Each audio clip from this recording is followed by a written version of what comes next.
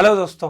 तो हम लोग जा रहे हैं अपनी आगे की सीरीज जो करंट अफेयर की हम लोगों ने स्टार्ट किया है, उसमें आज हम जा रहे हैं 18 जून के जो इम्पोर्टेंट टॉपिक है उनको कवर करने, जो हमारे लिए एग्जाम के दृष्टिकोण से द इंडियन एक्सप्रेस और द हिंदू जो दोनों में कवर किए गए इंपॉर्टेंट टॉपिक है, उनको आगे हम जा रहे हैं। इनको देखेंगे डिटेल में कि ये क्या है, एग्जाम के दृष्टिकोण से किस तरीके से ये महत्वपूर्ण है और कैसे सवाल इससे पूछे जा सकते हैं। तो इसमें पहले हल्के हल्के में पहले हम टॉपिक देख लेते हैं कि कौन कौन से टॉपिक हम कवर करने जा रहे हैं, जिसमें पहला है राइस से रिलेटेड कि एवोल्यूशन ऑफ राइस। और इसमें इस पर्टिकुलर राइस में ये जीन ACT1 जो कि एक एक्टिन प्रोटीन है, इसका क्या रोल है, ये चावल में किस प्रकार अपनी भूमिका निभाता है। फिर दूसरा हमारा टॉपिक शक्ति है, जो कि एक्सरसाइज है, अभ्यास है। इसको देखेंगे कि किन देश के बीच में हो रही है, कौन इसमें पार्टिसिपेट कर रहा है और फिर इसका क्या इसका दृष्टिकोण है, यानी इसका जो ये शक्ति जो अभ्यास शक्ति है ये क्यों किया जा रहा है, इसका मुख्य उद्देश्य क्या है। फिर उसके बाद हम थर्ड टॉपिक जो है grand cross of the order of Makarios third देखेंगे, जो कि साइप्रस का जो हाईएस्ट सिविलियन अवार्ड है वो है, जो कि अभी हमारे प्रधानमंत्री को साइप्रस द्वारा दिया गया है। इसके बारे में ब्रीफली डिटेल में देखेंगे। फिर उसके बाद हम IPO से रिलेटेड न्यूज क्यों अभी आई है, IPO क्या होता है, IPO से रिलेटेड और या शेयर मार्केट से रिलेटेड और कुछ इंपॉर्टेंट टर्म कौन कौन से हैं, और IPO जो किस तरीके से वर्क करता है उसको देखेंगे। फिर लास्ट टॉपिक हमारा जो है सिंथेटिक अपर्चर रडार होगा, जो कि किस तरीके से काम करता है, किस लिए ये इसका इम्पोर्टेंस देश के लिए किस तरह से इम्पोर्टेंस है, और फिर वैज्ञानिक दृष्टिकोण से इसका क्यों महत्व है इतना ज्यादा। इन सारे टॉपिक्स को हम आगे डिटेल में कवर करेंगे। उससे पहले सबसे पहले हम चलते हैं एवोल्यूशन ऑफ राइस और इसमें ACT1 के रोल के बारे में देखते हैं। जैसा कि हमने पहले ही कहा था, ACT1 जो है एक एक्टिन प्रोटीन है, जिसको हम आगे भी देख लें। अभी ये न्यूज में क्यों है उसके बारे में सबसे पहले अगर देखें तो एक स्टडी में ये देखा गया है कि चावल के पौधे में जो ACT1 जीन है, ये एपिजेनेटिक परिवर्तन जो चेंजेस हो रहे हैं उसमें एक अहम रोल निभा रहा है, उसकी जीन की अभिव्यक्तियों को दिखाने के लिए, बिना किसी जीन के आंतरिक रूप से जीन में कोई भी परिवर्तन किए बिना। क्योंकि अगर आप देखते हैं कि किसी भी जगह अगर कोई परिवर्तन होता है तो वो जीन म्यूटेट करते हैं, उससे परिवर्तन। अभी तक इसमें आगे हम देखेंगे कि कौन कौन सी दो धारणाएं हैं, एक लैमार्क की और या चार्ल्स डार्विन की। इन दोनों धारणाओं में क्या अंतर है और किस प्रकार ये धारणाएं सामने आई हैं और उनका क्या दृष्टिकोण रहा है। तो इसमें हमने ये देखा कि चावल के पौधों में जो ACT1 जीन है वो ठंड के लिए अनुकूलित कर रहा था।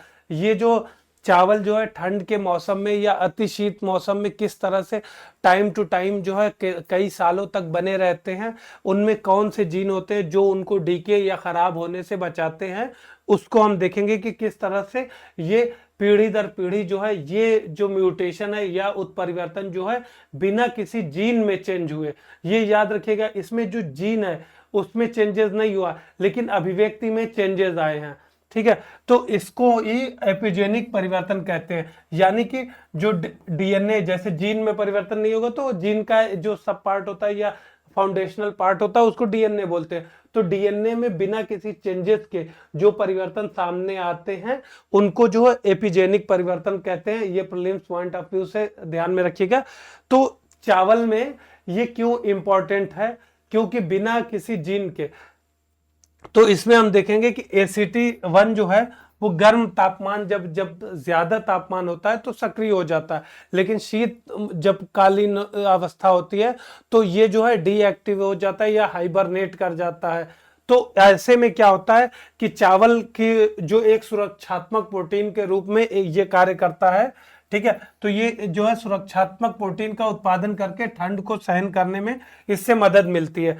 ठीक है, तो अगर ACT1 प्रोटीन नहीं रहता है तो चावल जो है अति शीत परिस्थितियों में नहीं रख सकता, या ज्यादा कूल, या जैसे आप ध्रुवीय क्षेत्रों की बात करें तो ध्रुवीय क्षेत्रों में चावल को प्रिजर्व नहीं किया जा सकता विदाउट ACT1 जीन के लिए। इसका आगे क्या एप्लीकेशन है या अनुप्रयोग है इसके बारे में भी हम देखते हैं। तो जो निष्कर्ष आया है इससे ये समझ में आया है कि चावल में ACT जो वन जीन है, इसकी वजह से एपिजेनिक परिवर्तन जो है 5 पीढ़ियों तक बने रहे। ठीक है, तो ये कई सालों तक आपने देखा होगा कि चावल को प्रिजर्व करना अन्य खाद्य पदार्थों की तुलना में ज्यादा मतलब कर पाते हैं हम चावल को कई सालों तक। इवन कहा भी जाता है कि जितना चावल पुराना होता है उतना अच्छा होता है। तो ये जो चीजें हैं वो स्टडी अभी हुई है, तो उसके पीछे यही रीजन है कि इसमें जो मेन काम कर रहा है वो ACT1 जो जीन है ये है। ठीक है, तो इससे जो कुछ चैलेंजेस भी आएंगे, क्योंकि अभी जब खोज हुई है तो जो पुरानी धारणाएं बनी हुई हैं उनको कुछ धारणाओं को ये चीज सपोर्ट करेगी, कुछ धारणाओं को ये स्टडी जो है नकारेगी।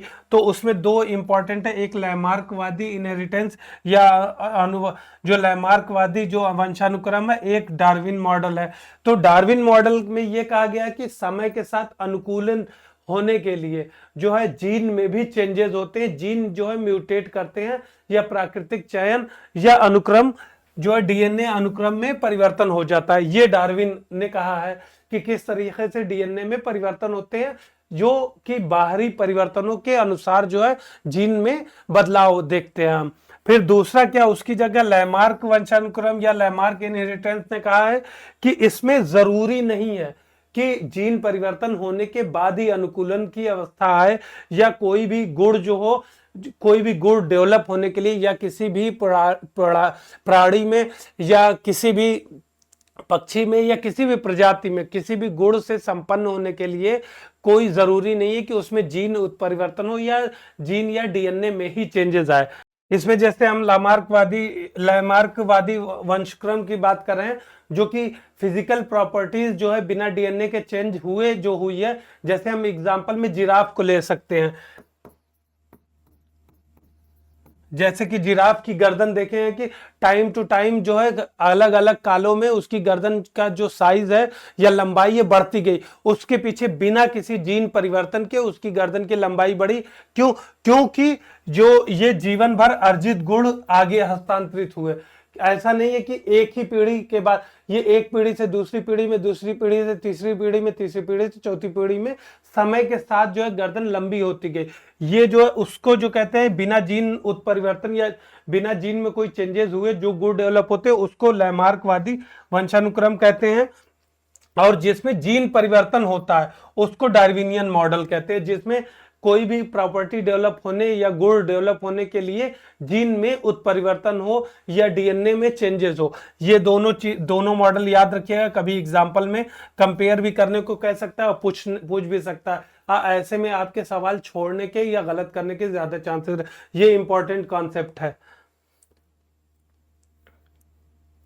अब इसके अगर हम क्रक्स के बारे में बात करें तो जो ACT1 जीन के बारे में बात कर रहे हैं, इससे जो है चावल को ठंडे मौसम में ज्यादा समय तक जो है हमें प्रिजर्व या सुरक्षित रखने में आसानी हो जाती है। ठीक है, फिर उसके बाद किसी भी चेंजेस के लिए जरूरी नहीं है कि डीएनए में चेंजेस किया जाए।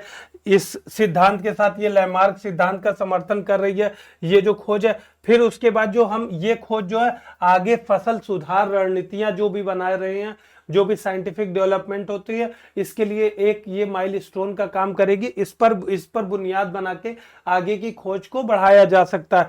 फिर ये जो अध्ययन है ये वंशानुक्रम और विकास पे एक नया दृष्टिकोण ला रहा है, क्योंकि अभी तक यही माना जा रहा था कि अगर कोई भी चेंजेस हो रहा है, अगर कोई क्वालिटी नई ऐड ऑन हो रही है तो उसके पीछे जीन या डीएनए में भी चेंजेस हो रहा है वंशावली क्रम में। लेकिन अब बिना डीएनए के चेंज हुए भी अगर गुण एक नए प्रॉपर्टीज डेवलप हो रही है या गुण सामने आ रहे हैं, तो उसमें क्या होता है कि ये लैमार्कवादी वंशानुक्रम रणनीति जो या थ्योरी जो सामने आई थी उसको इसने प्रूव किया है ACT1 जीन ने कि बिना किसी जीन परिवर्तन के ये चीज संभव हुई है। इसे याद रखिएगा कि इसे जो है एपिजेनेटिक परिवर्तन भी कहते हैं।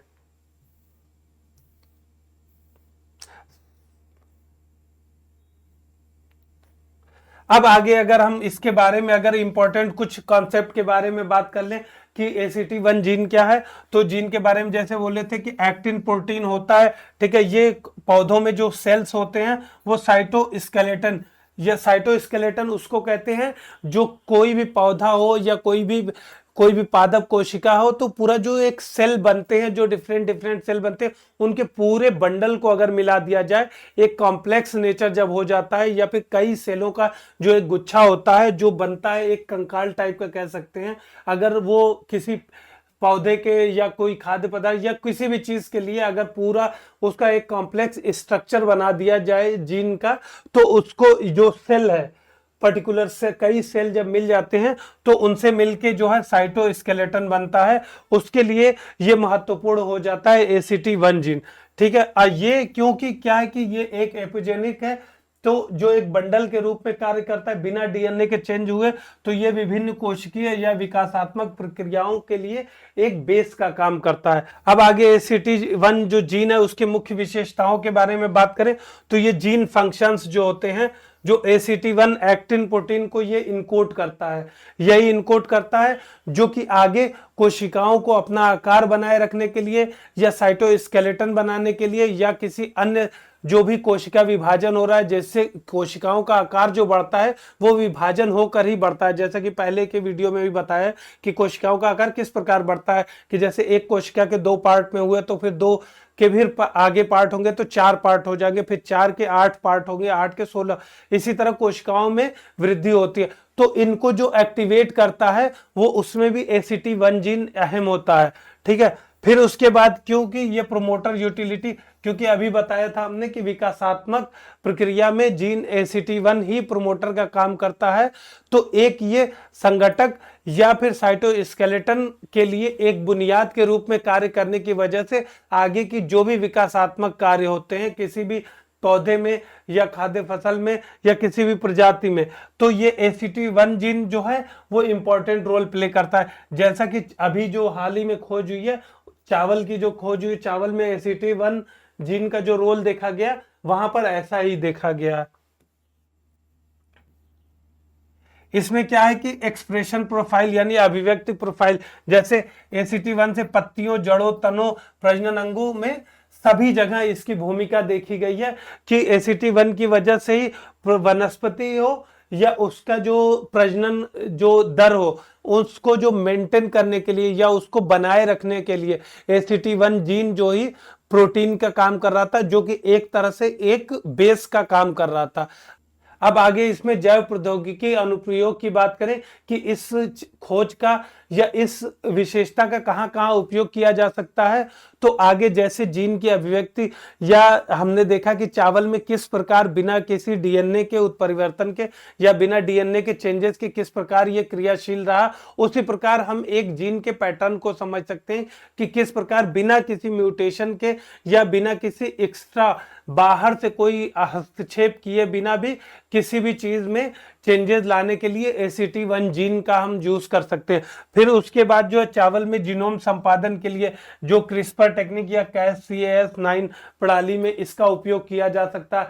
आगे जो पादप में रोगजनक है, जैसे कि क्योंकि रोगों के प्रति चावल भी अन्य खाद्य फसलों की तरह ही बहुत ज्यादा वल्नरेबल रहता है, तो उसमें भी इसका प्रयोग किया जा सकता है कि किस प्रकार जो है चावल को सुरक्षित और अधिक समय तक बनाए रखा जा सके और उसकी क्वालिटी या गुणवत्ता को उसी प्रकार बनाए रखा जा सके। उसमें जो है ACT1 जीन जो है इंपॉर्टेंट है। तो अब अगर हम ACT1 जीन का चावल से रिलेटेड एस्पेक्ट के बारे में पूछे तो आपसे एग्जाम पॉइंट ऑफ व्यू से इसको हम बार बार इसलिए ज्यादातर डिटेल में बता रहे हैं कि आपको एग्जाम में इसमें पूछा जाएगा तो इसमें गलत करने की ज्यादा संभावना है। एक तो लैमार्कवादी वंशानुक्रम आप याद रखिएगा और डार्विनियन मॉडल ये क्या है, और फिर उसके बाद इस प्रक्रिया में जो ये एपिजेनेटिक परिवर्तन है ये किसे कहते हैं, फिर जो एक्टिन प्रोटीन का रोल है, ये 4-5 टर्म जो है इनको याद रखिएगा, आगे आपके एग्जाम में प्रीलिम्स में खास तौर से ये काम आ सकते हैं। अब अगर हम आगे अभ्यास शक्ति के बारे में बात करें, जो कि भारत और फ्रांस के बीच में संयुक्त सैन्य अभ्यास है, ये जो है हर 2 साल में एक बार होता है। यानी बाइनियल जो एक्सरसाइज है, इसमें क्या है, भारतीय सेना का 90 सदस्यीय दल फ्रांस के लिए रवाना हुआ है और ये कब होने वाली है, 18 जून से 1 जुलाई 2025 तक चलेगी। ठीक है, ये जो है एक्सरसाइज जो है 8वां संस्करण है। इसमें इंपॉर्टेंट ये है कि अगर पूछता है तो किस देश के साथ है या उद्देश्य क्या है, यही पूछेगा। तो इसका क्या है कि भारतीय प्रतिनिधित्व किसने किया है इस बार, जम्मू कश्मीर राइफल बटालियंस ने कर रही है, और फ्रांसीसी प्रतिनिधित्व जो है 13th foreign legion half brigade कर रही है। ठीक है, और फिर इसका उद्देश्य जो है हमारा आतंकरोधी क्षमताओं से संबंधित है, अब सहयोग, आपसी सहयोग पर है और अंतर संचालन क्षमता को बढ़ाने पर है, या इंटरऑपरेबिलिटी क्षमता को बढ़ाने पर है। ठीक है, फिर इसका महत्व क्या है कि भारत और फ्रांस दोनों देशों के बीच इससे रक्षा संबंध मजबूत होंगे, इससे रणनीतिक साझेदारी होगी मजबूत, इससे अन्य जो तृतीय पक्षीय मिशन में अगर भारत और फ्रांस एक साथ रहते तो इन दोनों के बीच जो तारतम्यता होगी वो ज्यादा अच्छी होगी। अब इसकी प्रकृति क्या है, तो यानी मतलब कब होती है ये, अगर ये पूछा जा सकता है तो बाइनियल मिलिट्री एक्सरसाइज है, यानी द्विवार्षिक है, जो कि 2 साल में एक बार होती है। अब कुछ इंपॉर्टेंट एक्सरसाइज का नाम है, यहां पर एक्सरसाइज का नाम देख लीजिए, क्योंकि ये सिर्फ सुन लेंगे तो भी आपको एग्जाम में कहीं कहीं मिलाने को दे देता है और डायरेक्ट भी आ जाता है। जैसे युद्ध अभ्यास है, ये भारत के साथ ही की सिर्फ बात कर रहे हैं, जो जिसमें भारत एक अहम भागीदार है। तो युद्ध अभ्यास में क्या है कि संयुक्त राज्य अमेरिका के साथ होती है, ये द्विपक्षीय। ज्यादातर एक्सरसाइज जो है आप देख लीजिएगा, उद्देश्य भी, ये पीडीएफ जब आपको टेलीग्राम पे दी जाएगी तो वहां पर भी आप रिवीजन एक बार कर लीजिएगा कि युद्ध अभ्यास, जिसको एग्जाम में भी कई बार पूछा गया है, ये उग्रवाद रोधी या आतंकवाद रोधी और इंटरऑपरेबिलिटी यानी अंतर संचालनीयता बढ़ाने के लिए। फिर एक टाइगर ट्रम्प है, ये भी संयुक्त राज्य अमेरिका के साथ है, और कोप इंडिया, ये संयुक्त राज्य अमेरिका के साथ, यानी 3 एक्सरसाइज जो लगातार ये डायरेक्ट सिर्फ भारत और संयुक्त राज्य अमेरिका के साथ है, युद्ध अभ्यास, टाइगर ट्रम्प और कोप इंडिया। फिर उसके बाद मालाबार एक्सरसाइज जो है, मालाबार एक्सरसाइज में अमेरिका, जापान, ऑस्ट्रेलिया के साथ, अमेरिका भी एक पार्ट है, जो exercise Bharat, America, Japan, Australia के साथ की जाती है, ये बहुपक्षीय होती है। इसमें क्या है, हिंद प्रशांत सुरक्षा के लिए होती है और नौसैनिक सहयोग के लिए। ठीक है, तो फिर उसके बाद अगर हम आते, आप कंट्री वाइज याद रखिएगा तो आपको मिलान करने में अब बार बार इसको रटना नहीं पड़ेगा, एक आइडिया, रफ आइडिया रहेगा तब भी आप कर लेंगे।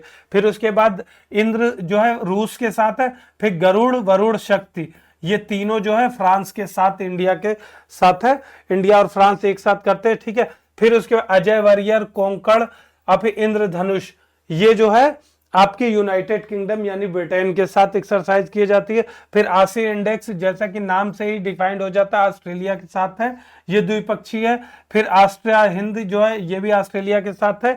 जापान के साथ जो है जिमेक्स और धर्म गार्जियन, या ये एग्जाम में भी धर्म गार्जियन जो है कई बार एग्जाम में भी पूछा जा चुका है, ये जापान के साथ है, द्विपक्षीय है।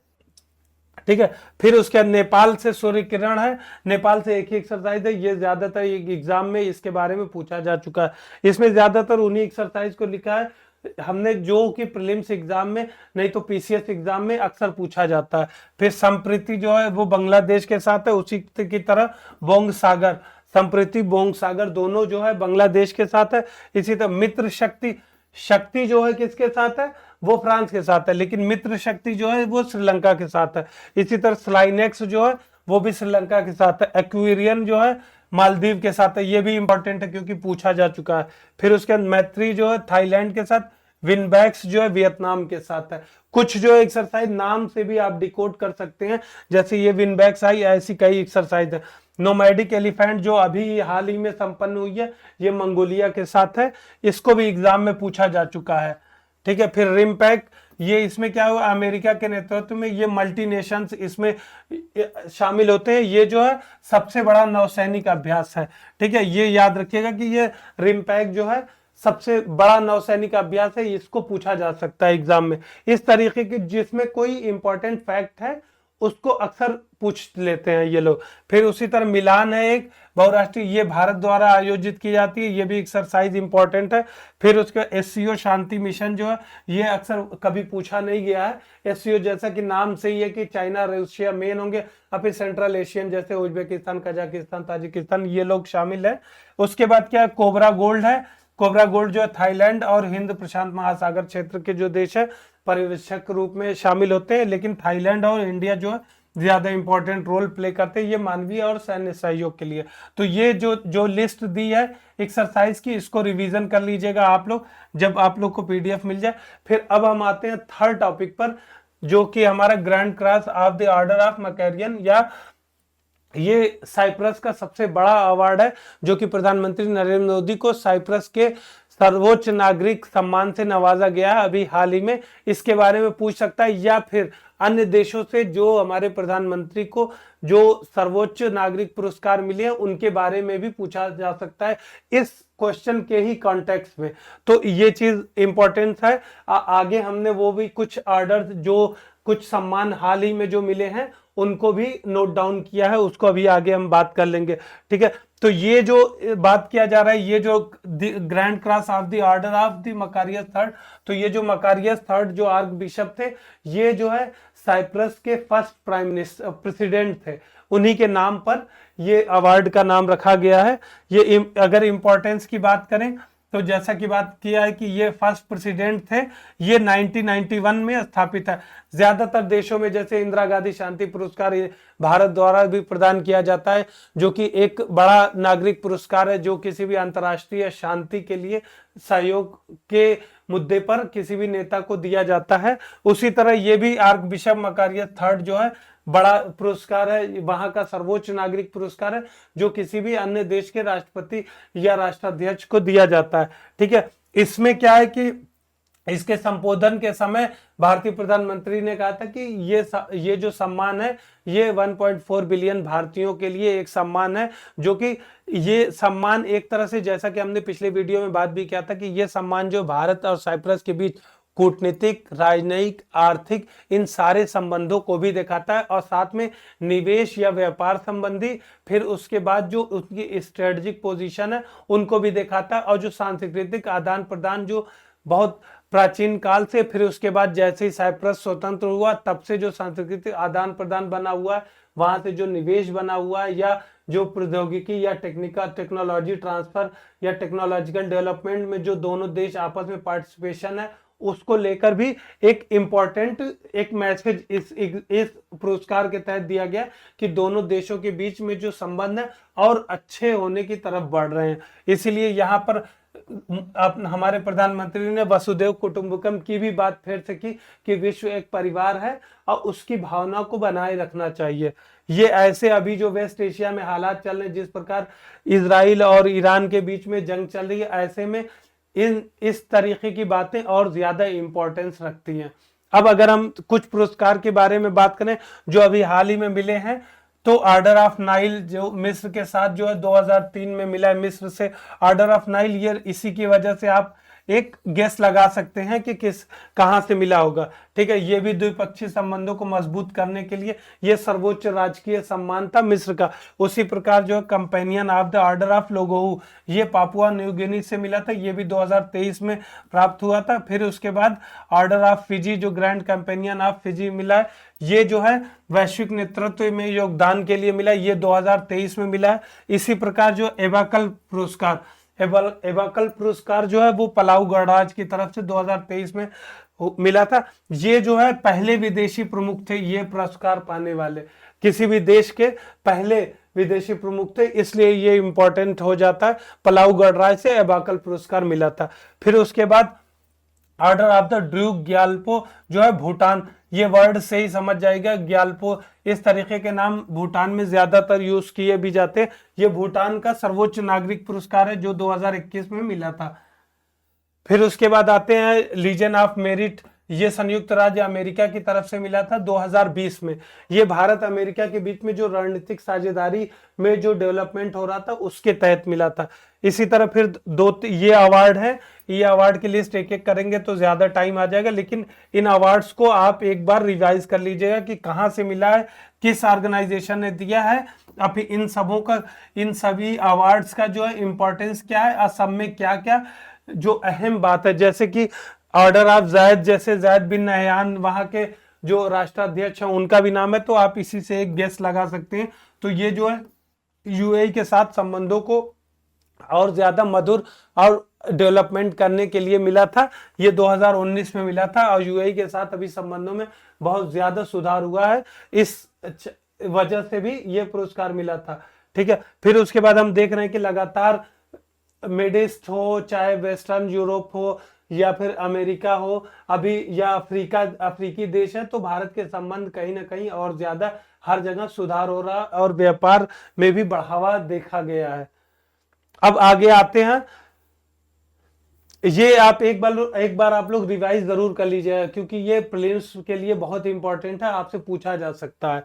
और ऐसे में क्या होता है कि आपका सीधे मार्क्स का नुकसान होता है, क्योंकि ऐसे में अगर आ रहा है तो आ रहा है, अगर नहीं आ रहा है तो नहीं आ रहा है। कुछ क्वेश्चन में ही, जैसे हमने इसमें बताया था, जैसे ऑर्डर ऑफ जायद है या नाइल है, या ये वाला जैसे भूटान वाला ग्यालपो बताया था, तो इसमें ही आप कुछ मतलब अपना दिमाग लगा सकते हैं। अदरवाइज जैसे एबाकल प्राइस है, अगर आपने नहीं सुना है तो इसमें कुछ गेस नहीं लगा सकते। ठीक है, तो ये चीज ध्यान में रखिएगा कि एक बार रिवीजन ऐसे फैक्ट को करके जाइएगा कभी भी पेपर में। फिर उसके बाद अब हम आते हैं नेक्स्ट टॉपिक पर, जो कि समझने वाला है, वो आईपीओ, इनिशियल पब्लिक ऑफर या आरंभिक सार्वजनिक पेशकश या प्रस्ताव। ये क्या होता है, जब भी कंपनी लिस्ट होती है शेयर बाजार में या शेयर मार्केट में, तो सबसे पहले उसको शेयर के लिए अपना आईपीओ लाना पड़ता है। फिर उसके बाद वो लिस्ट होती है शेयर मार्केट में, फिर वो उसके बाद ये प्राथमिक बाजार कहा जाता है आईपीओ में जब आता है। फिर उसके बाद जब एक बार लिस्ट हो जाता है तो उसको द्वितीयक बाजार कहा जाता है, जहां पर उन सिक्योरिटीज या उन प्रतिभूतियों या फिर उन शेयर्स का ट्रेड होता है या खरीद बिक्री वहां पर होती है, तो उसको द्वितीयक बाजार बोलते हैं। इसको जो है प्राइमरी मार्केट बोलते हैं, ये याद रखिएगा एक कॉन्सेप्ट।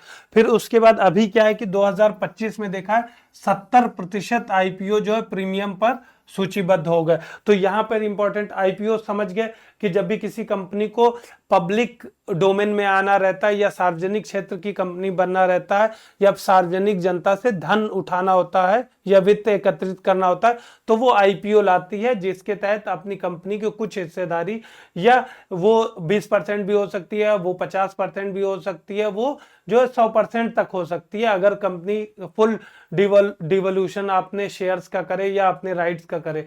ठीक है, वो अलग कॉन्सेप्ट है, अगर आपको बाद में बता देंगे। लेकिन ये आईपीओ का मतलब ये होता है कि कंपनी सार्वजनिक धन एकत्रित करने के लिए, अपनी सुविधा के लिए, अपनी सुविधाओं को बढ़ाने के लिए या कंपनी का एक्सपेंशन के लिए किसी भी रीजन से आईपीओ लाती है। फिर उसके बाद वो प्राइमरी मार्केट के बाद फिर जब शेयर सूचीबद्ध हो जाते हैं तो सेकेंडरी मार्केट कहलाता है। तो अभी क्या है, 70% आईपीओ जो है प्रीमियम पर सूचीबद्ध होते हैं।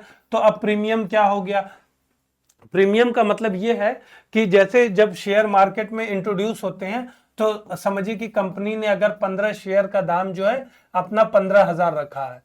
ठीक है, तो एक्चुअल में क्या है कि शेयर की वैल्यू 15,000 है, तो 15,000 पर ही अगर बिकते हैं सारे शेयर, या उनकी वैल्यू जब सूचीबद्ध होते हैं, जब लिस्ट होते हैं, क्योंकि जैसे यहां पर 15 शेयर कंपनी के हैं और इनकी वैल्यू जो है 15,000, ये जो है उन्होंने कंपनी ने इनिशियल जो इशू प्राइस है या निर्गम मूल्य है उसको रखा है 15,000 रुपए। लेकिन एक्चुअल में क्या हुआ कि जब सब्सक्राइब हो गए और फिर जब लिस्ट हुआ, तो लिस्ट हुए अगर ये जो है 15,000 की जगह 30,000 पे, ऐसा हो सकता है ना कि 30,000 पे लिस्ट हो, मतलब कि वो जो है दुगना 200% प्रीमियम उसका हो गया, क्योंकि 100% 15,000, अब ये जो है 200% पे प्रीमियम पे हो गया। तो यहां पर क्या होगा कि 100% का लाभ सीधे सीधे होगा। तो ये जो डिफरेंस है इसी को प्रीमियम बोलते हैं। ठीक है, ये इतना समझ लीजिए। अभी ये शेयर मार्केट जो है, जब से हमने देखा कि लॉकडाउन के बाद इसमें जो है शेयर मार्केट में इंडिया में जो प्लेयर्स हैं या फिर रिटेल इन्वेस्टर या खुदरा निवेशक जो, उनके भी बहुत ज्यादा तादाद बढ़ी है। खासतौर से Zerodha, grow app, angel investor, sorry angel app, या इस तरीके के जो ऐप आए हैं अभी रिसेंटली मार्केट में, तो इनकी वजह से पिछले जो है 4-5 साल में देखा है कि जिनको कुछ नहीं पता था वो भी शेयर मार्केट में आ गए हैं और इन्वेस्ट कर रहे हैं। बहुत लोग अच्छा भी काम कर रहे हैं। ये एक अच्छी चीज है कि इससे जो है फाइनेंशियल लिटरेसी बढ़ी है, इससे लोगों की अवेयरनेस बढ़ी है। इससे क्या है कि जो हमारे फाइनेंशियल जो हमारे पास अवेलेबल थे, जो जैसे पहले क्या होता कि सिर्फ बैंकिंग पे डिपेंड होते थे लोग, कि बैंक में एफडी करते थे।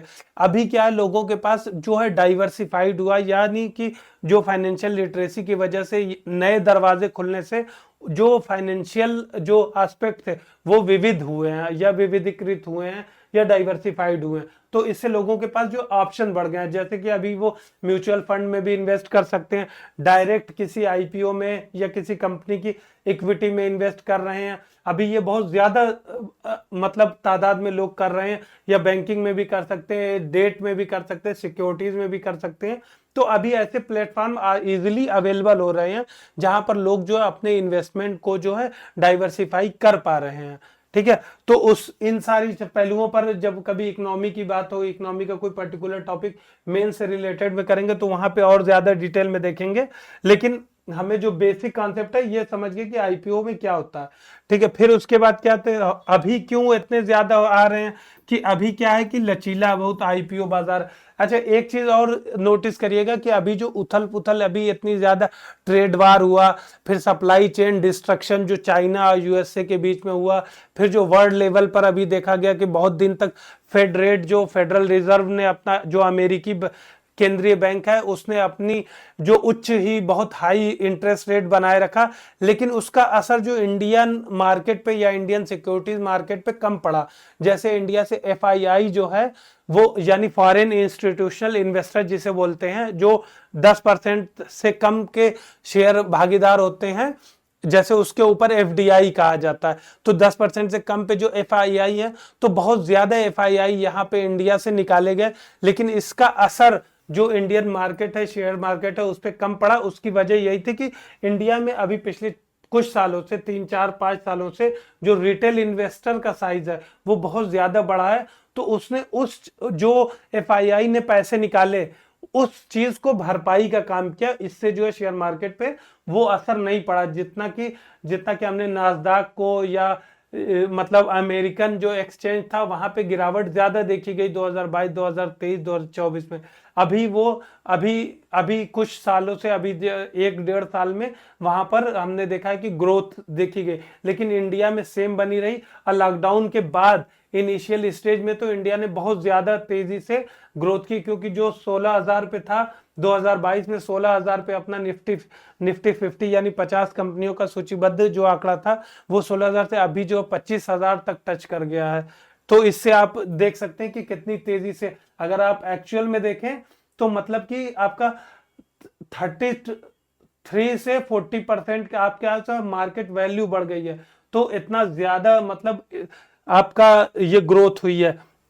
फिर इसकी वजह से क्या हुई है कि जब ये आईपीओ इतने सक्सेस हो रहे हैं तो इससे क्या होता है कि पूंजी एकत्रित करने के लिए तो आईपीओ लॉन्च किए जा रहे हैं। तो जो इससे जो पूंजी जुटाई गई है वो 1630 बिलियन रुपए जो है वो पूंजी एकत्रित की गई। अब भारत में इस साल जो है 80 आईपीओ इंट्रोड्यूस हुए, जबकि पिछली साल 76 थे। जबकि पिछले साल भी अगर एवरेज देखा जाए तो उस हिसाब से बहुत ज्यादा है। अच्छा, ये चीज अभी याद रखिएगा कि जैसे ये हमने बताया था कि 15,000 इन्वेस्ट किया, तो 15,000 क्या होता है कि मिनिमम साइज होता है कि 14,000 से 15,000 के बीच में रखते हैं, कि 15,000 तक रखते हैं। फिर उसके बाद मैक्सिमम जो है 1.5 लाख तक का है, मतलब 1.5 लाख तक का। तो इसमें क्या होता है कि जनरली क्या होता है कि ओवर सब्सक्रिप्शन रहता है, कि जैसे कि शेयर के लिए लॉट जो बिक्री के लिए 100 अवेलेबल है कि 100 लोग ये खरीद सकते हैं, लेकिन क्या होता है कि अप्लाई जो है कभी कभी 500 लोग करते हैं 1900 पे, कभी कभी जो है 5,000 लोग कर देते हैं। कुछ शेयर्स में ऐसा भी देखा गया है कि 100 टाइम्स सब्सक्रिप्शन रहा है। तो उसमें क्या होता है कि मिनिमम जो होता है, मिनिमम सबसे मिनिमम जो दिया जा सकता है उतना ही दिया जा सकता है। तो ऐसे में क्या होता है कि एक ही लॉट दिया जाता है, जो एक लॉट की जो होता है वो लगभग 15,000 के आसपास होता है। तो ये चीज आप एक बार ग्रो ऐप या जीरोधा ऐप इनको देखेंगे तो वहां से भी आपको एक अच्छा आइडिया आईपीओ या शेयर मार्केट से रिलेटेड जो भी चीजें हैं उसके बारे में लग जाएगा। फिर उसके बाद क्या होता है कि प्रीमियम लिस्टिंग, जैसे हमने बात किया था कि प्रीमियम की बात जो मतलब जो वैल्यू है, इशू प्राइस है या निर्गम मूल्य है, उससे ज्यादा पे लिस्टिंग हो रहा, यानी कि प्रीमियम अगर 100 रुपए का है, जो मतलब लिस्टिंग प्राइस है जो कंपनी ने 100 रुपए रखा है, लेकिन जो वो शेयर जो है वो आपके एक्सचेंज पे लिस्ट हो रहा है 150 पे, तो मतलब कि आपका जो है 50 रुपए जो है वो ज्यादा पे लिस्ट हुआ है, तो उसको बोलते हैं प्रीमियम लिस्टिंग। तो उसमें क्या है, 70% आईपीओ जो है वो निर्गम मूल्य से ऊपर जो है सूचीबद्ध हुए हैं। इसका मतलब ये है कि ये जो है 70% आईपीओ जो है वो ज्यादा दाम पे वहां पर लिस्ट हुए हैं। और ये जो है इसमें एक चीज देखिएगा कि ज्यादातर जो है जो छोटी कंपनीज हैं उनके जो है ज्यादा प्रीमियम पर हो रहे हैं। और सेकेंड थिंग क्या है कि कुछ कंपनीज जैसे आईटी, टेलीकॉम या फिनटेक जो है वो उनके अभी जो मार्केट में जो एक पैटर्न चल रहा है उसमें ये सारी फील्ड की, या फिर जैसे ड्रोन मेकिंग कंपनीज है या किसी भी सनराइज सेक्टर में अच्छा परफॉर्मेंस करने वाली कोई कंपनी है, तो वो जो है ज्यादा और उनका प्रीमियम ज्यादा रहता है। ठीक है, फिर उसके बाद ये जो है अब एक तरह से देखते हैं कि इतना ज्यादा मतलब प्रीमियम पर लिस्ट हो रहे हैं, ये जो है बाजार में स्थिरता को भी दिखा रहा है। लेकिन हम देखेंगे कि कंपनी के ऐसे टाइम में अगर आप खुद भी इन्वॉल्व हो रहे हैं, अगर कभी भी आईपीओ में आप भी पार्ट ले रहे हैं या फिर शेयर में शेयर होल्डिंग ले रहे हैं, तो ऐसे टाइम में आप जो है उनके फंडामेंटल डिटेल्स को जरूर देखिए। क्योंकि अगर आप शॉर्ट टर्म में हैं कि जैसे कि आपने 15,000 लगाए हैं या 1 लाख लगाए हैं, आपको जैसे ही 1.5 लाख हुआ या 2 लाख हुआ आपको निकाल लेना है। 1 महीने के लिए लगा रहे हैं या 15 दिन के लिए लगा रहे हैं तब तो ठीक है आप, लेकिन अगर आप लॉन्ग टर्म के लिए इन्वेस्टमेंट कर रहे हैं तो आप उसके जो है फाइनेंशियल्स को जरूर देखें, उनके पिछले जो कम से कम 3 से 4 साल के जो रिकॉर्ड है उनको जरूर स्टडी करें। फिर उनके जो प्रॉस्पेक्ट्स हैं वो किस इंडस्ट्री से बिलोंग करते हैं, आगे उनके बढ़ने की क्या संभावनाएं हैं, ऐसे पहलुओं को जरूर देखें। अदरवाइज जो है यहाँ पर बहुत से ऐसे शेयर हैं जो मतलब अभी 2 साल पहले जो है 2,000 रुपए के थे, अभी वो 95-96 रुपए के हैं, कुछ जो है 112-113 रुपए के।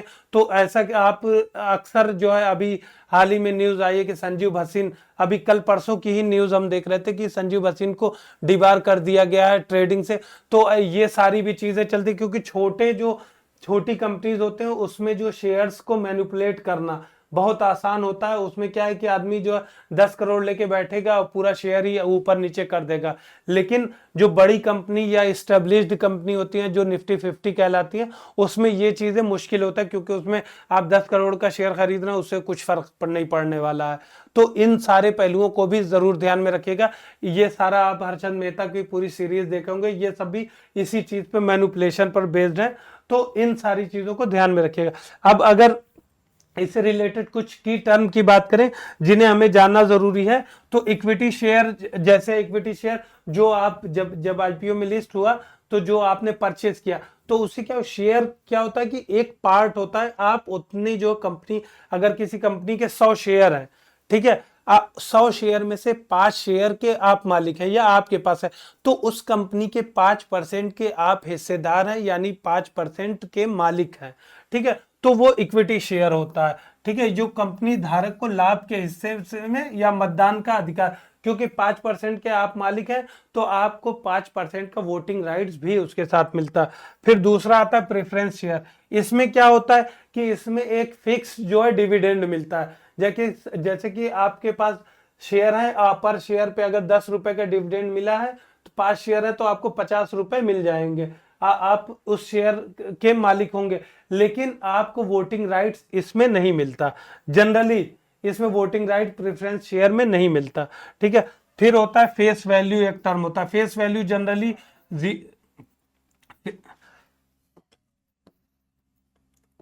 फेस वैल्यू जनरली क्या होता है कि 10 होती है, फिर उसके बाद इसी को डिवाइड कर देते हैं, अगर 2 पार्ट में कर दिया तो 5-5 के हो जाते हैं। फिर अगर और 1:5 कर दिया तो 2 के हो जाते हैं 10 दो दो के 5 शेयर हो जाते हैं। अगर एक का शेयर कर देते हैं तो एक एक का शेयर 10 शेयर हो जाते हैं। ये फेस वैल्यू होती है।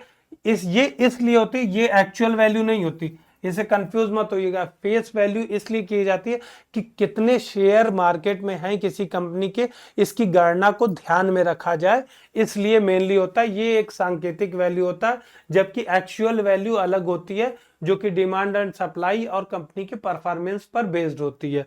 ठीक है, जो जिसे क्या होता है निर्गम मूल्य बोलते हैं, जो आईपीओ को, अब जो इशू प्राइस है वो आईपीओ के दौरान जो पेश किया जाता है वो होता है। ठीक है, अब इसी तरह क्या होता है लिस्टिंग मूल्य। लिस्टिंग मूल्य की बात के बारे में बता दें कि जो जिस मूल्य पर लिस्टिंग हो रही है, अब 100 रुपए का इशू, जैसे 100 रुपए पे इश्यू प्राइस है लेकिन लिस्टिंग हुई है 150 रुपए पर भी हो सकती है, अगर उसमें 50 रुपए का इंक्रीमेंट हो जाता है या प्रीमियम ऐड हो जाता है। ठीक है, तो जो लिस्टिंग जिस मूल्य पर हो रही है या एक्सचेंज में सूचीबद्ध जिस रुपए पे हो रहा है तो उसको जो हम लिस्टिंग मूल्य कहते हैं। फिर क्या मार्केट प्राइस, जो आपका सेल परचेज के लिए जो अवेलेबल है, जब आप किसी भी जब ऐप अपना खोलेंगे या कभी मार्केट में आप देखेंगे तो जिस दाम पर आपको, रिलायंस का जैसे शेयर है तो रिलायंस का शेयर जिस दाम पर अवेलेबल होगा वो होगी मार्केट वैल्यू, वो तो होती है डिमांड और सप्लाई पे और कंपनी की परफॉर्मेंस पर।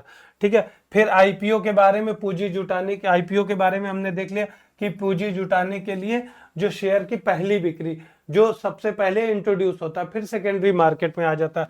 फिर फॉलो ऑन पब्लिक ऑफर जो होता है, जैसे एक बार आईपीओ आया उसके बाद अगर और अतिरिक्त जुटाने की राशि जुटाने की जरूरत पड़ी तो उसमें क्या होता है follow on public offer. Book building क्या होता है, बुक बिल्डिंग उसी को बोलते हैं कि जो निर्गम मूल्य है या इशू प्राइस है, ये इसको एक इशू प्राइस क्या होना चाहिए, कितना होना चाहिए, इन सारी चीजों को डिसाइड करने के लिए जो है बुक बिल्डिंग का यूज होता है कि एक्चुअल प्राइस कैसे निकाला जाए, कि कंपनी का फंडामेंटल्स क्या है, कंपनी की परफॉर्मेंस क्या है, कंपनी के आगे प्रोस्पेक्ट्स क्या है, कंपनी की मार्केट की एक एग्जैक्ट वैल्यू क्या होनी चाहिए, उसको खोजने के लिए ये जो कार्य होता है उसको बोलते हैं बुक बिल्डिंग। लिस्टिंग क्या होता है, जो आईपीओ स्टॉक एक्सचेंज में जो सूचीबद्ध हो रहा है।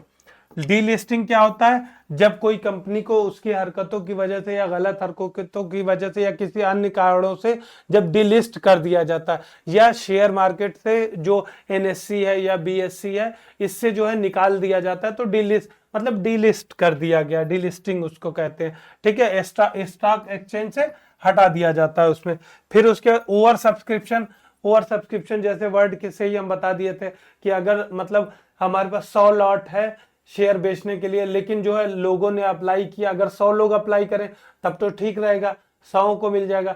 लेकिन आप सोचिए कि 100 लॉट ही है लेकिन 500 लोग अप्लाई किए, तब क्या होगा, ये ओवर सब्सक्रिप्शन हो जाएगा। उसमें क्या होता है कि रैंडम चूज किया जाता है, अब वो बोली से उसमें दे दिया जाता है। ओवर सब्सक्रिप्शन में एक तरह से लॉटरी सिस्टम का यूज किया जाता है, वो लॉटरी के थ्रू जो है अलॉट किया जाता है। फिर अंडर राइटिंग, ओवर सब्सक्रिप्शन का अंडर राइटिंग उल्टा होता है, यानी जनता आईपीओ में पूरी तरह शामिल नहीं होती, मतलब कि 100 अगर लॉट है लेकिन जनता जो है 80 ही शामिल हुई है, 20 जो है अनसोल्ड रह गया, तो उसको जो है अंडर राइटिंग कहते हैं। ग्रे मार्केट प्रीमियम क्या होता है, ग्रे मार्केट प्रीमियम वो होता है कि जैसे कोई कंपनी ने इंट्रोड्यूस किया अपने कंपनी के शेयर, तो जैसे 100 रुपए में शेयर इंट्रोड्यूस किया, ठीक है, आइए इसकी तारीख क्या है, 17 जून। ठीक है, 17 जून को ये जो है ओपन हुई मार्केट। ठीक है, अब ये जो है एक्सचेंज में 25 जून को 25 जून को एक्सचेंज में सूचीबद्ध होगा। ठीक है, तो 17 जून के बाद जो सब्सक्रिप्शन हो रहा है इन 100 लॉट के शेयर्स का, ठीक है, तो कितना प्रीमियम जाएगा, जैसे कि एक की वैल्यू यहां पे माना कि 100 रुपए है, ठीक है, ये जो निर्गम मूल्य है या इशू प्राइस है, लेकिन एक्चुअल में सूचीबद्ध कितने पे होगा। ठीक है, अगर ये स्पेकुलेशन एक लगाया जाता है, और जैसे कि अभी 100 लॉट है लेकिन इस पे अप्लाई कर दिया है 500 लोगों ने, मतलब ये दिखा रहा है कि इस शेयर की, पर्टिकुलर शेयर की मार्केट में डिमांड है, जो कि ओवर सब्सक्रिप्शन जो डिमांड दिखाता है। उसी के अकॉर्डिंग क्या होता है कि ग्रे मार्केट में रेट चलता है, तो कुछ लोग जो है ग्रे मार्केट में ही पहले ही जो है खरीदारी करने लगते हैं। कि लोगों से जो एक जो है अनसेड, मतलब ये लीगल नहीं है, लेकिन जो है लोगों का एक प्रॉपर चैनल बना हुआ है जहां से जो है लोग पहले ही खरीदारी शुरू कर देते हैं, वो जो होता है उसको कहते हैं ग्रे मार्केट प्रीमियम, जिसमें सूचीबद्ध ये 25 जून से पहले ही जो स्पेकुलेशन लगाना सूचीबद्ध होने से पहले, उसको कहते हैं ग्रे मार्केट प्रीमियम। फिर एक टर्म आता है lock in period. Lock in period क्या होता है कि एक टाइम पीरियड होता है जिससे पहले आप बेच नहीं सकते। जैसे आईपीओ आज आया है, हम एक बड़े इन्वेस्टर है, तो हमें जो इशू प्राइस यहाँ 100 रुपए है, हमें वो 80 रुपए में ही मिल रहा है, ठीक है। तो अगर 80 रुपए में हमें मिल रहा है तो हम क्या करेंगे कि 80 रुपए में मिल रहा है, लेकिन हमें जो है ज्यादा शेयर लेना पड़ रहा है कि हमें 1000 लॉट लेना पड़ेगा। तो इससे क्या होता है कि जो कंपनी आईपीओ ला रही उसको भी एक सिक्योरिटी सेंस की उसका जो है शेयर ऑलरेडी बिक रहा है। दूसरा क्या है कि हमें ये कि हमें सस्ते मिल रहा है, लेकिन उसके साथ ये कंडीशन है कि हमें जो है शेयर अगर 25 जून को हो रहा है तो हम मिनिमम जो है 1 साल बाद ही बेच सकते हैं, ये क्लॉज होता है। जैसा कि कई कंपनीज में देखा गया कि जो एंजल इन्वेस्टर होते हैं या इंस्टीट्यूशनल इन्वेस्टर जो होते हैं उनके साथ ये क्लॉज जो है लगा रहता है कि उनके लिए एक लॉक इन पीरियड होता है।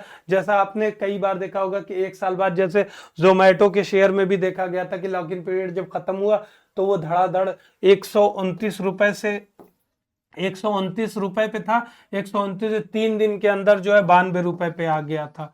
जो लोग पहले से इसमें पुराने शेयर में देख रहे होंगे, इन्वेस्ट किए होंगे, वो जानते होंगे। फिर उसके बाद यहां से धीरे धीरे करके जो है 42 रुपए पे आ गया था। अभी फिर जो है ये सारी चीजें हम 2 से 2.5 साल के बीच की बता रहे हैं। यहां से आया था 42 रुपए पे, फिर अभी पे जो है 250 रुपए पे पहुंच गया है। अभी ये 250 रुपए पहुंच गया। ये सारी खेल जो है 2 से 2.5 साल के बीच में हुआ। 2022 में जो है 42 रुपए पे आ गया था।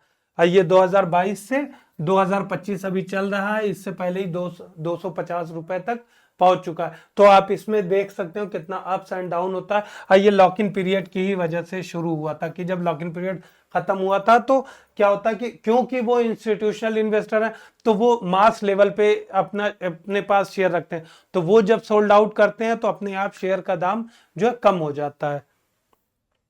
ये इस टॉपिक से हमें उम्मीद है कि आपको सारे पॉइंट्स क्लियर हो गए होंगे आईपीओ से रिलेटेड। ऐसे जब हमारे पास जब अलग अलग बार टॉपिक आएंगे तो आप नई नई चीजें इसमें सीखते रहेंगे, हम भी नई नई चीजें इसमें सीखते रहते हैं, जिससे जो है आपको एग्जाम में, जब एग्जाम में जाएंगे तो उससे पहले सारी चीजें टर्म जो है आपके पास कम से कम 4 से 5 बार जब रिपीट हो जाते हैं तो फिर एक आइडिया लग जाता है कि एक्चुअल में क्या है। पहली बार में जब सुनता आदमी तो कई चीजें जो है समझ में नहीं आती, या फिर वो टफ लगती हैं या कॉम्प्लेक्स बहुत लगती हैं। फिर उसके बाद धीरे धीरे जब ये हमारा बार बार टॉपिक आता है, बार बार रिवीजन होता रहता है, तो वो फिर रट जाता है और फिर हम क्योंकि फैमिलियर हो जाते हैं। उसी तरह जैसे कि जब पहली बार हम घर से किसी मार्केट में या किसी अनजान जगह जाते हैं तो हमें रास्ता बहुत टफ लगता है, लेकिन फिर जितनी बार जाते आते रहते हैं उसमें फिर एक टाइम ऐसा आता है कि हमें अगर मतलब कुछ भी ना, बिना दिमाग लगाए अपने आप सीधे सीधे चले जाते हैं। तो वो क्या होता है कि जब हम बार बार जाते हैं उस रास्ते पर तो हमें वो एकदम सबकॉन्शियस माइंड में हमें सारे मोड़, सारी चीजें जो है हमें याद हो जाती है। उसी प्रकार टॉपिक का है कि जब टॉपिक बार बार रिपीट होता रहता है, क्योंकि जनरली अगर 1 साल का करंट अफेयर आप देख रहे हैं तो उसमें 50 to 60% टॉपिक और क्या ज्यादा 70% तक टॉपिक जो है वो रिपीट होते रहेंगे। अब जैसे पहले वीडियो में हमने गवर्नर की बात की थी, वो आएगा ही, अभी 50 बार गवर्नर आएगा। इसी तरह अभी सिंथेटिक अपर्चर रडार के बारे में बात करें, ये कोई भी साइंस एंड टेक का चैप्टर शुरू होगा तो उसमें आ जाएगा। ये 2012 से न्यूज में है, अभी भी ये न्यूज में ही है, ठीक है। तो ये सारी चीजें, कुछ टॉपिक्स होते हैं जो इंपॉर्टेंट, जो बेसिक होते हैं वो आपके न्यूज में रहते हैं। एक्सरसाइज भी ज्यादातर न्यूज में आती ही रहती है, तो उससे क्या होता है हमारा एक तरह से रिवीजन भी चलता रहता है। अभी कुछ दिन पहले नोमैडिक एलिफेंट के बारे में बात की थी जो कि मंगोलिया के साथ हुई थी। अभी फिर ये शक्ति के बारे में बात किया जो फ्रांस के बारे में, फिर उसके बाद अभी धर्मा गार्जियन के बारे में आगे आएगा न्यूज में, वो जापान के साथ, फिर उसमें सारी रिवीजन हो जाएगी। तो आपको कहीं से कहीं रिवीजन से आपका तैयार होता रहता है। इसीलिए करंट अफेयर्स के साथ जुड़े रहना कंसिस्टेंटली ज्यादा इंपॉर्टेंट होता है बनिस्बत जो है आप एक बार बैठे याद करने की कोशिश करें, ठीक है। तो अब नेक्स्ट टॉपिक पर आते हैं जो सिंथेटिक अपर्चर रडार, ये हमारा साइंस टेक में आएगा, ठीक है। अब क्या होता है, ये सिंथेटिक अपर्चर रडार होता क्या है, ये एक रिमोट सेंसिंग टेक्निक है जो कि माइक्रोवेव पर काम करती है। ठीक है, माइक्रोवेव की वेवलेंथ देख लीजिएगा, माइक्रोवेव किस तरीके से जो रेडियो तरंग काम करती है।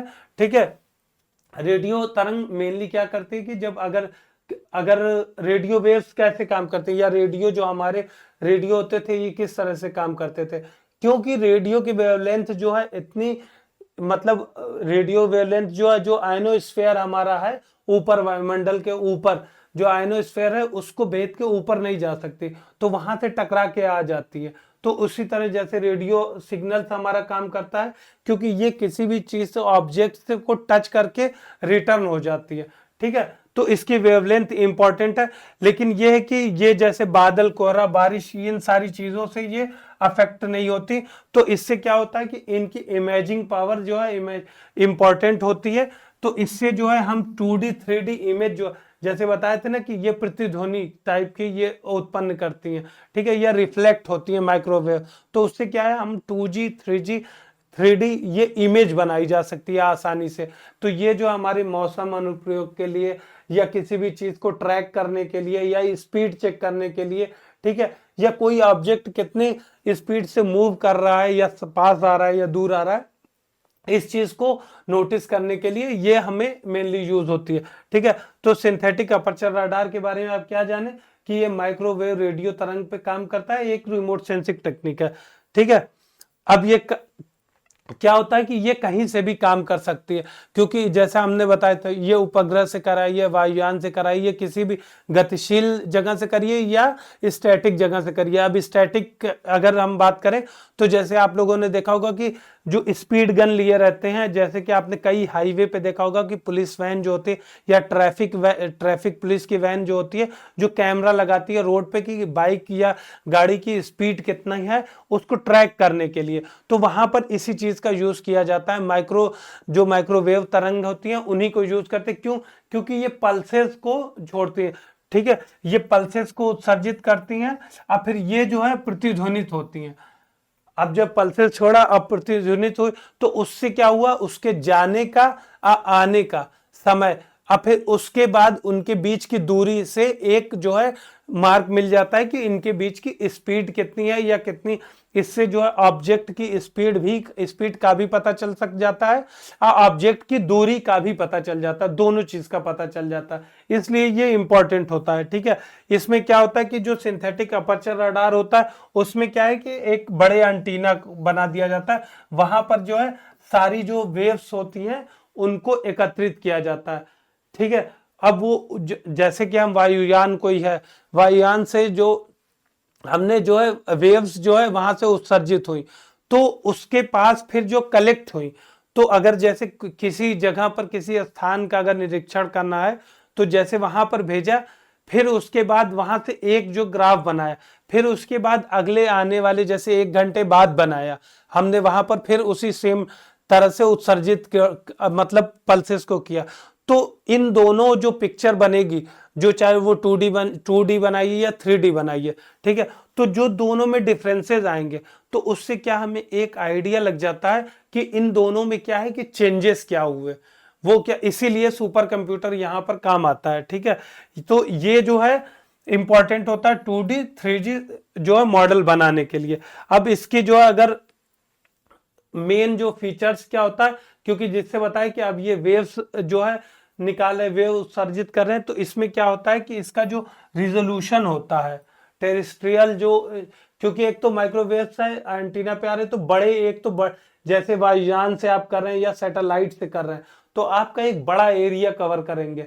ठीक है, तो अगर बड़े एरिया को कवर कर रहा है तो ये एक तरह से एक तो हाई रिजोल्यूशन के लिए होता है, एक हमें जो है जब बड़े एरिया को कवर करा तो इससे हम मौसम पूर्वानुमान का पता लगा सकते हैं, किसी आने वाली आपदा का पता लगा सकते हैं, या जैसे चक्रवात जैसी स्थितियां उत्पन्न होने वाली हैं या नहीं, क्योंकि इससे हम अपना प्रेशर, लो प्रेशर है कि हाई प्रेशर है, या आर्द्रता या ह्यूमिडिटी वातावरण में कितनी है, इन सारी चीजों का पता आसानी से लगा सकते हैं। इसलिए ये इंपॉर्टेंट हो जाता है। इससे दुर्गम या अस्पष्ट क्षेत्रों का भी एकदम क्लियर इमेज बनाई जा सकती है। क्यों? क्योंकि सिंपल सा वही सेम कॉन्सेप्ट है कि अब जैसे कि मतलब ये बिलियंस ऑफ रेज हैं, एक साथ आई एक जगह पर, अभी टकरा के वापस चली गई। तो जैसे यहाँ पर एक है, एक जगह यहाँ पर है, ये यहाँ पर कोई चीज रखी हुई है, तो यहाँ से टकरा के जो जाएगी वो अलग प्रतिबिंब बनाएगी। जो इतनी दूरी, जब ये इतना गैप आ गया, तो यहाँ से जो टकरा के जाएगी वो अलग इमेज बनाएगी, जो जमीन से टकरा के जाएगी वो इसका एक अलग इमेज बनाएगी। तो जब ये सारे जगह जगह, जब एक बड़े स्फेयर को जब ये मतलब रिटर्न होके जब बनाती है, तो एक जो है एग्जैक्ट पिक्चर बना देती है। ठीक है, तो ये टकरा टकरा के हर जगह का, क्योंकि हर जगह की दूरी अलग होगी, हर जगह की, अब जैसे कि इसमें भी एक और भी इंपॉर्टेंट है कि अगर कहीं की सतह नम है या फिर मतलब कमजोर है, और कोई जो है चट्टानी सतह है, तो इन दोनों जगह में भी डिफरेंस अपने आप इससे पता चल जाता है। ठीक है, तो इसी के लिए अब अगर अनुप्रयोग की बात करें, जैसा कि हम लोगों ने पहले भी इसमें वीडियो में ही पहले बात कर ली कि अर्थ ऑब्जर्वेशन के लिए इसका अनुप्रयोग किया जाता है, जैसे भूमि उपयोग, कृषि या शहरी मानचित्रीकरण के लिए इसका, आपदा निगरानी के लिए या डिजास्टर मॉनिटरिंग के लिए कि बाढ़, भूकंप या भूस्खलन किस प्रकार का है या कहां पर आया, वहां पर सारी चीजों को पोजीशनिंग देखने के लिए। ठीक है, फिर इन्वायरमेंटल स्टडीज के लिए कि वन क्षेत्र की निगरानी के लिए भी इसका यूज हो जाता है, ग्लेशियर ट्रैकिंग के लिए भी इसका यूज किया जा सकता है, फिर सैन्य निगरानी के लिए या ग्रह का अन्वेषण या प्लैनेट एक्सप्लोरेशन के लिए भी इसका यूज किया जा सकता है। ठीक है, तो इसके मेनली इंपॉर्टेंट जो अनुप्रयोग है वो ये सारे चार है, इसको आप डायरेक्ट लिख सकते हैं। अब इसमें देख लेते हैं कि कितने प्रकार के, बस शॉर्ट में देखेंगे कि ये कितने प्रकार के होते हैं, किस किस तरीके से काम करते हैं। जैसे क्या होता है कि ये रडार का मतलब समझ गया होंगे, रेडियो डिटेक्शन एंड रेंजिंग होता है। ठीक है, इसमें क्या होता है कि कंटिन्यूअस वेव रडार एक होता है, जैसे सतत तरंग रडार। इसमें क्या होगा कि कंटिन्यू रडार से पल्सेस निकलती रहेंगी और मॉनिटर करती रहेंगी। ठीक है, इसमें रुक रुक के निकल लेंगी नहीं। तो इसमें क्या होता है कि गति को मापता है, जो डॉपलर शिफ्ट है उसको चेक करते हैं कि जैसे कि कोई सामने से कोई चीज आ रही है, ठीक है, कंटिन्यूअस निकल रहा है, तो उससे जैसे कि पहले वो 2 किलोमीटर पे थी तो उसकी एक अलग बीम बनेगी, अब वो 2 किलोमीटर से कम जितनी दूरी पे आती जाएगी उसकी अलग अलग बीम होगी और उससे अलग अलग दूरी होगी। तो इससे क्या होता है कि हम उसकी स्पीड को नाप लेंगे कि 1 सेकंड में जो है, जैसे कि 1 सेकंड बाद उसकी बीच में उस ऑब्जेक्ट, जैसे यहां से हम गन जो है मतलब माइक्रोवेव जो उत्सर्जित कर रहे हैं। ठीक है, अब यहां से 2 किलोमीटर पे कोई ऑब्जेक्ट है, ठीक है, तो वहां पे पहुंचने में कितना टाइम लगा। अब 2 किलोमीटर से जब आगे आया, आप सपोज करिए 1.5 किलोमीटर पे आ गया, तो 1.5 किलोमीटर ऑब्जेक्ट पे जाने पे कितना ट्रेवल टाइम लगा, तो उससे जो ट्रेवल टाइम घटा है उससे जो है एक स्पीड निकल जाएगी। तो उससे हम समझ जाएंगे कि ऑब्जेक्ट कितनी स्पीड से ये 500 जो मीटर है उसको कवर किया। ठीक है, तो इसका यूज कहाँ होता है, आप एग्जाम्पल से ही समझ गए होंगे, पुलिस स्पीड गन में जो ट्रैफिक वाले यूज करते हैं, आपको हाईवे पे अक्सर दिख जाएंगे, या मिसाइल को मार्गदर्शन या मिसाइल के मार्ग तय करने में इसका यूज किया जाता है। फिर उसके बाद दूसरा क्या आता है, पल्स रडार, स्पंदित रडार। इसमें क्या होता है कि पल्सेस को भेजा जाता है और उसका वेट किया, एक बार भेज दिए फिर उसके बाद वेट किया जाता है। इससे क्या नापा जाएगा, अगर एक बार रुक के, अगर उसमें तो हमने देखा कि सतत कंटिन्यूअस भेज रहे हैं तो हम ऑब्जेक्ट के दूरी नाप लेंगे। इसमें क्या होगा कि रेंज नापते हैं। इससे क्या होता है कि हवाई यातायात नियंत्रण या मौसम निगरानी रक्षा प्रणाली में इसका ज्यादा यूज होता है, जो पल्स रडार होते हैं। फिर उसके बाद डॉपलर होता है, एक डॉपलर रडार। इसमें क्या होता है, फ्रीक्वेंसी मॉड्यूलेशन चेक किया जाता है कि फ्रीक्वेंसी में जो डॉपलर शिफ्ट है उसको कंट्रोल में रखा जाता है। ये जो है यूज किया जाता है किसमें, मौसम पूर्वानुमान में ज्यादातर, या विमानन क्षेत्र में इस चीज को यूज किया जाता है। फिर एक जो बात किया synthetic aperture radar, synthetic aperture radar में क्या था, एंटीना बना दिया जाता है, एक बड़ा एंटीना का अनुकरण किया जाता है रडार के माध्यम से। उसके क्या होता है कि एक हाई रिजोल्यूशन जो है इमेज बनाया जाता है, 2D या 3D बना दिया है, जो भी इमेज बनाना है, जैसे कि बादल, अंधेरा, ये तो सारे में रात हो शाम हो दिनों वो सारे में काम करता है। क्यों, क्योंकि ये तो माइक्रोवेव्स रेडिएशन है। इसको जो है अर्थ ऑब्जर्वेशन में या फिर प्लेनेट एक्सप्लोरेशन में कर सकते हैं। ये सिंथेटिक अपर्चर रडार जो है सबसे ज्यादा यूज किया जाता है वायुयानों में या उपग्रहों में जो सैटेलाइट लॉन्च किए जाते हैं। ठीक है, फिर उसके बाद क्या होता है कि इनवर्स सिंथेटिक अपर्चर रडार है। इसमें क्या होता है कि लक्ष्य के बजाय गति को ट्रैक करता है।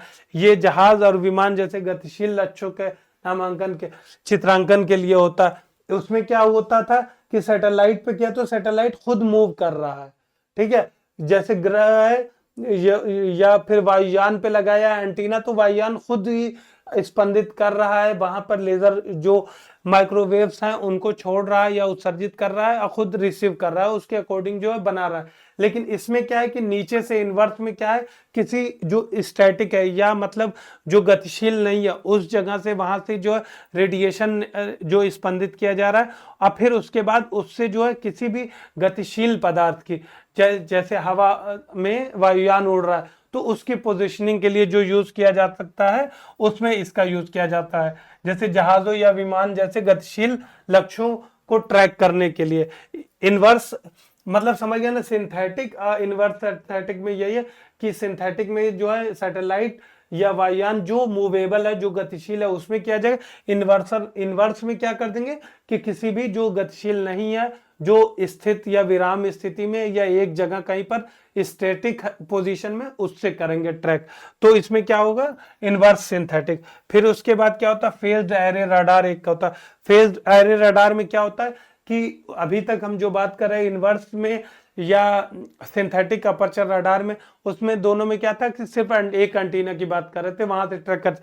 लेकिन जब कई एंटीना का यूज एक साथ किया जाता है तो उसको जो है फेज्ड एरे रडार कहा जाता है। इसमें क्या होता है कि बहुत सारे जो टारगेट्स होते हैं उनको ट्रैक करने के लिए ये जो है ज्यादातर डिफेंस में या जो अभी मॉडर्न वारफेयर सिस्टम है उसमें ज्यादा यूज किया जाता है।